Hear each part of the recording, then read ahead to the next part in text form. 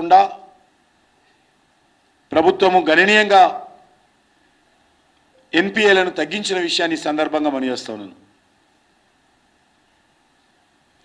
ఎంఎస్ఎంఈల ప్రోత్సాహం కావచ్చు, ఈరోజు జిఎస్టీ వచ్చిన తర్వాత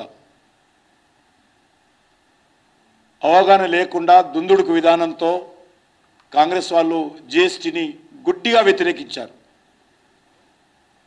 జిఎస్టీ ఈరోజు వ్యాపారస్తులకు వరంగా మారింది. ఏ రకమైనటువంటి వేధింపులు లేకుండా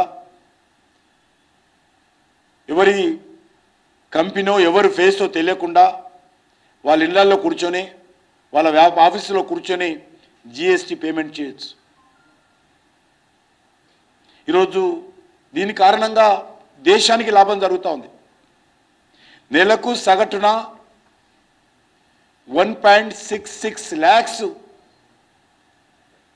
కోట్ల రూపాయలు 1.66 lakhs crores every year revenue GST ద్వారా మన దేశానికి వస్తుంది. అదే సిస్టంలో అదే ఆఫీసులు అదే ఆఫీసర్స్ ఈరోజు ఏ రకంగా ఇన్కమ్ పెరిగిందో మనం అర్థం చేసుకోవచ్చు.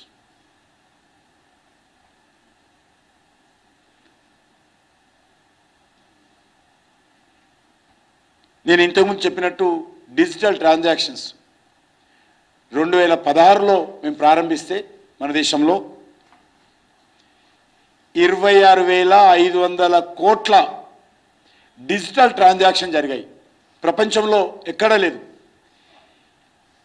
26,500 కోట్ల డిజిటల్ ట్రాన్సాక్షన్స్ ఇండియాలో జరిగాయి. Largest in the world.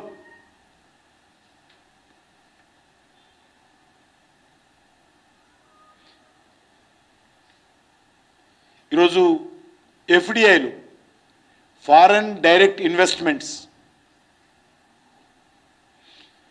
$596 billion investments ఇండియాకు వచ్చాయి. అంటే ఆల్మోస్ట్ 50 లక్షల కోట్ల రూపాయల ఇన్వెస్ట్మెంట్స్ వచ్చాయి. ఒక ఎంఎస్ఎంఈలోనే 15 కోట్ల మందికి నూతన ఉద్యోగాలు వచ్చాయి.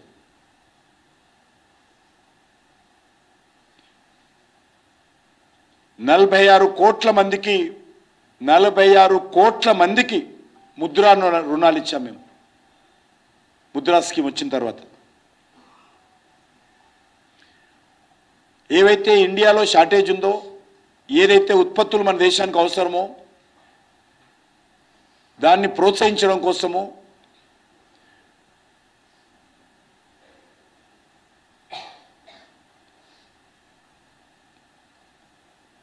పిఎల్ఐ స్కీము ఈరోజు సక్సెస్ఫుల్గా ఇంప్లిమెంట్ చేస్తూ ఉన్నాం.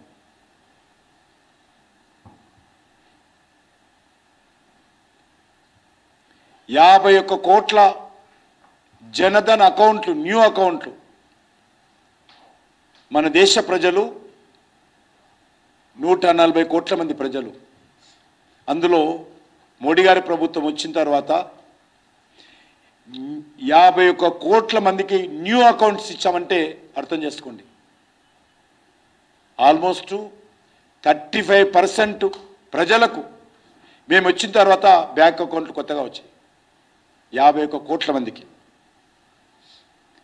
ఇందులో చాలామంది అన్నారు పేదవాడికి బ్యాంక్ అకౌంట్ ఎందుకు అని. ఈ జనధన్ అకౌంట్లు ఏవైతే పేదవాళ్ళకి అందించామో వాళ్ళు ఈరోజు 2 లక్షల కోట్ల రూపాయలు వాళ్ళ అకౌంట్లో సేవింగ్స్ చేసుకున్నారు. 2 lakhs crores పేదవాళ్ళు వాళ్ళ అకౌంట్లలో సేవింగ్ చేసుకున్నారు.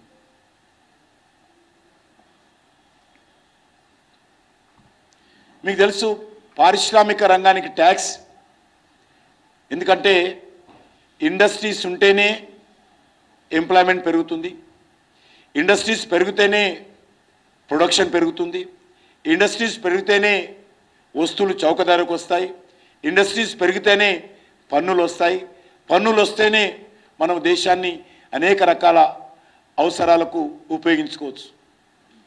ప్రభుత్వము నోట్లు ముద్రించడం ద్వారా ప్రభుత్వం నడవదు. ప్రజలు కట్టే రెవెన్యూ ద్వారా వచ్చే ట్యాక్స్ ద్వారానే ప్రభుత్వం నడుస్తుంది. దానికోసము ఇండస్ట్రీస్ని కూడా పెంచడం కోసము, ప్రోత్సహించడం కోసము 2014లో ఈరోజు కార్పొరేట్ ట్యాక్స్ 25% ఉండేది. 25% కార్పొరేట్ ట్యాక్స్. దాన్ని ఈరోజు రికార్డు స్థాయిలో 15%కు కార్పొరేట్ ట్యాక్స్ తగ్గించాం.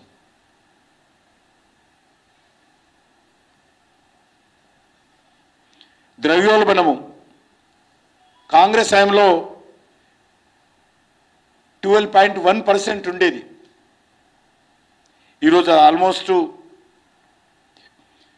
5.1%కు తగ్గింది. అందుకే ఎలక్షన్స్లో ఎవ్వరు కూడా ప్రతి ఎలక్షన్స్లో ఎన్నికలకు ముందు ఏం చర్చించేవాళ్ళు? అధిక ధరలు తగ్గాయి, ఎసెన్షియల్ కమ్యూనిటీస్ తగ్గాయి, రేట్లు పెరిగాయి అని చర్చ జరిగేవారు. ఈరోజు దేశంలో చర్చ లేదు. అధిక ధరలను, ఎసెన్షియల్ కమ్యూనిటీస్ అందుబాటులో లేదనో, ధరలు పెరిగాయనో చర్చ లేదు. ఎందుకంటే తగ్గింది. ద్రవ్యోల్బణము అన్ని రకాలుగా 12.1% నుండి 5.1%కు ఈ 9.5 సంవత్సరాల్లో తగ్గింది.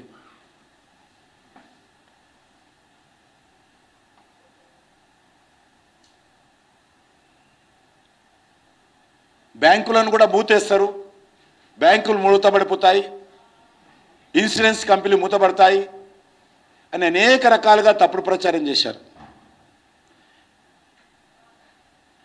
ఈరోజు 37,000 కోట్ల రూపాయలు లాభాలు ఉండేది 2014లో బ్యాంకులు.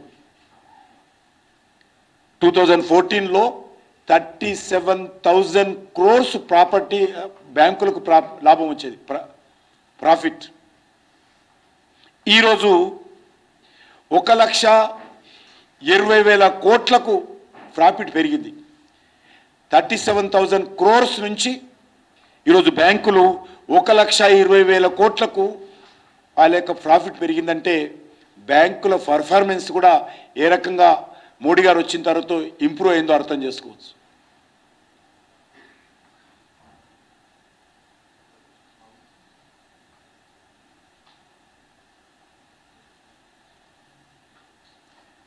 ఈరోజు ప్రొడక్షన్లో కూడా మనము చాలా ముందున్నాము. అనేక రంగాలలో కూడా గతంలో టోటల్గా మనము చైనా మీద ఆధారపడి అన్ని రకాల వస్తువులు చేసేవాళ్ళం. ఈరోజు ప్రొడక్షన్లో కూడా భారతదేశం పెరిగింది. వెల్ఫేర్ యాక్ట్లో తీసుకుంటే బేటీ బచావ్ బేటీ పడావ్, బాలికల బాలుల లింగ నిష్పత్తి చాలా భయంకరంగా తేడా ఉండేది, ప్రకృతికి విరుద్ధంగా ఉండేది. కానీ నరేంద్ర మోడీ గారు వచ్చిన తర్వాత బేటీ బచావ్ బేటీ పడావ్ అనేటువంటి కార్యక్రమం హౌస్ హోల్డ్ యాక్టివిటీగా ప్రతి స్కూల్లో ప్రతి పిల్లవాడు కానీ చెప్పేటువంటి పరిస్థితితో మోడీ గారు తీసుకొచ్చి ఈరోజు ఏదైతే లింగ నిష్పత్తి ఉందో ఆల్మోస్ట్ 98% 99% సమానంగా తీసుకురావడం జరిగింది. ఇది పెద్ద అచీవ్మెంటు.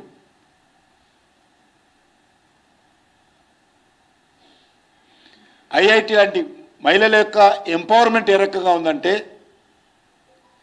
ఐఐటిని ఒక ఎగ్జాంపుల్ తీసుకుంటే 2015లో 7% 8% ఉండేది. ఈరోజు ఆల్మోస్ట్ 22% పెరిగింది ఐఐటిలో ఆడపిల్లలకు సంబంధించినటువంటి అడ్మిషన్స్, ఎన్రోల్మెంట్ అని మనం చేస్తున్నాం. 28,000 మంది మహిళలు న్యూ అకౌంట్స్, 28 crores మహిళలు first time bank accounts open చేశాం మేము. 28 కోట్ల మంది మహిళలకు కొత్తగా మేము వచ్చిన తర్వాత బ్యాంక్ అకౌంట్స్ ఓపెన్ చేశాం. 31 కోట్ల ముద్రా రుణాలు మహిళలకు మాత్రమే ఇచ్చాం మేము, ఉమెన్ ఫోక్.